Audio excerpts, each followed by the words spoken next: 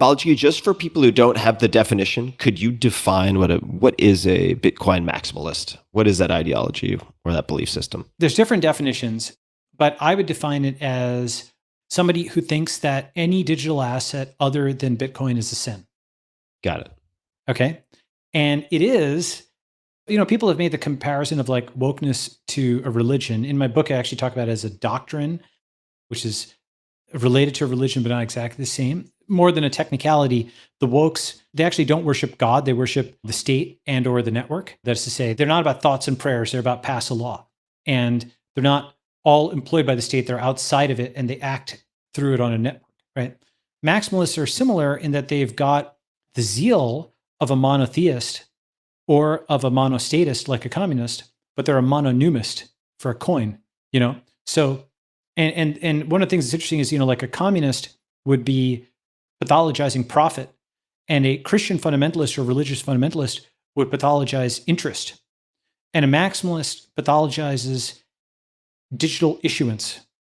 So just to kind of click on that, right? Like a communist, they think of all profit as exploitative.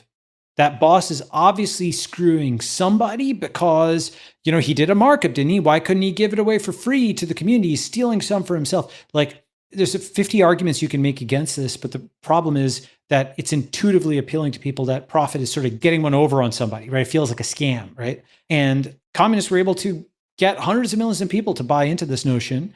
And it was something where rather than say, look, there's good profit and bad profit and manage this, they just pathologize the whole thing. Interest is similar. Christian fundamentalists, other religious fundamentalists, there's things about usurious interest rates. Are you familiar with this concept? Like usury? Yeah, usury. Yep, I am. So what is the concept? It's basically like they take the good and true thing that debt is bad. And I would actually also agree that most Americans are in way more debt than they're supposed to be or should be. And it's like a power tool. They take the valid concept that interest can be abused, is being abused, has been abused, and they turn it into something which says interest cannot happen. Okay. But if interest cannot happen and interest is banned, and because all interest is usury, you break the economy. Yeah. And let me just hop in for a second. So usury, I'm just going to give a definition here. The illegal action or practice of lending money at unreasonably high rates of interest. Yeah. And everything is in unreasonably. Yeah. Everything is unreasonably, right? So if anyway, we could get into what that means, but yes. Yeah, exactly. Yes. So because any rate of interest is unreasonable under some religions, like, Islamic finance, for example, or like very religious Christian, groups were against interest of any kind at all, right?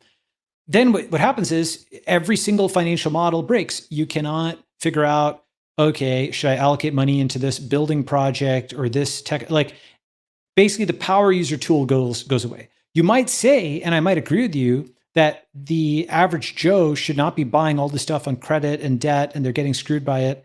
And I might agree with you on that, but I don't think you can take away the power tool because it just breaks the economy. And then we go to issuance, right? If the communist pathologizes profit and the fundamentalist pathologizes interest, the maximalist pathologizes digital issuance. They're okay with the issuance of equity, paper equity. That's to say, you can go and incorporate a company and pre-mine the shares of the company for the founders. That's like an accepted thing to do. Every single company is like that. You're pre-mining the shares. Oh my God. And the thing is that you get people to buy into it or not, and it's your own efforts. Why do you issue that new currency? Why do you have that stock? Why doesn't everybody just get paid dollars in your company? Why is it not all dollars? Why equity? Equity is a scam, right? Like that's what lots of folks on Hacker News will say. They'll say all startup equity market is zero. It's not worth it. Well, the reason is that, if again, going back to first principles, the value of an equity or stock is the net present value of, the future dividends that would go to that share. And so, basically you buy a stock and then you assume that in 10 years or 15 years, Facebook goes public and it pays out dividends and you pay $10 now and you get, $50 in dividends in 15 years. And that's a win, right? Now, of course, in practice, for tax reasons, other reasons, companies will do buybacks. And there's lots of ways where that Econ 101 or Microecon 101 concept of the dividend has been abused, granting all that. But fundamentally, there is an income stream there. And the reason that you don't just have somebody just give dollars to everybody at a company is that through their efforts, they can go and close sales. They can close deals. You can go and close a sale for $10 million.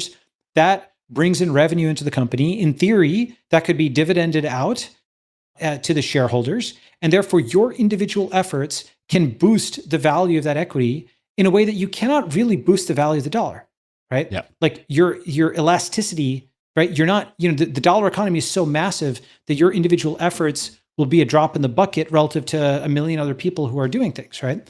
So your effort results in results, right? Effort and results, that's capitalism. That's the thing that Deng Xiaoping's key insight, the reason that China boomed is he allowed the farmers to keep some of their grain, that their effort led to results, right? So effort leads to results. That's what equity is. It gives you a shot. I know I'm explaining like super basic things, but honestly, this community has gotten its head into this sort of religious fundamentalist mode. This community meaning BTC maximalism. Maximalist, yeah, because they've gotten their head into a religious fundamentalist mode where, and by the way, some of the fault here lies with the SEC as well.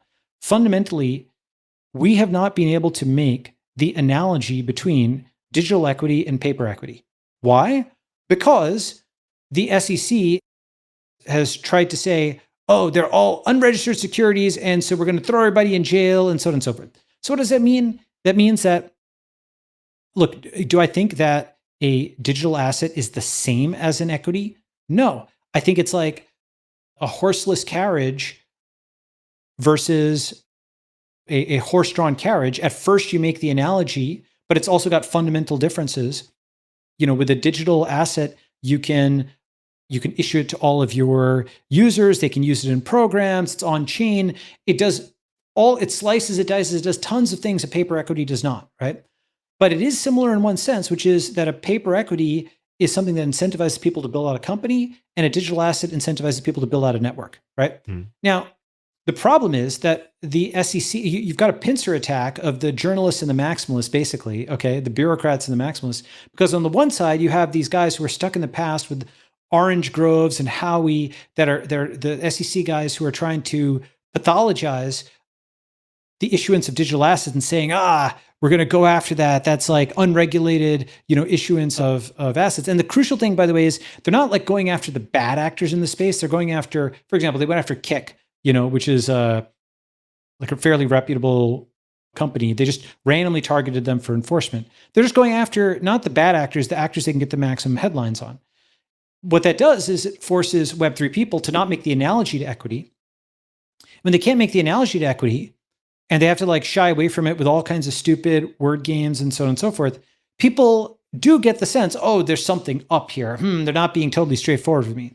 And then that pushes it. It's like this trampolining. And then the maximalists attack it as, it's actually equity in disguise. It's like an illegal crowdfunding or whatever.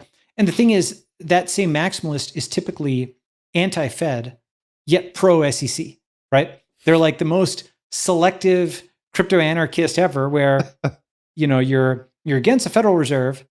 You know what I'm saying? For the discerning crypto anarchist. Yeah. And I don't often engage in crypto anarchy, but when I do, yeah. Yes, and the thing is, it is fundamentally, in a sense, unprincipled, right? It is basically something where it's like, there is a rationale for it, which is number go up technology. Like anything that seems to make the price of Bitcoin goes up is good.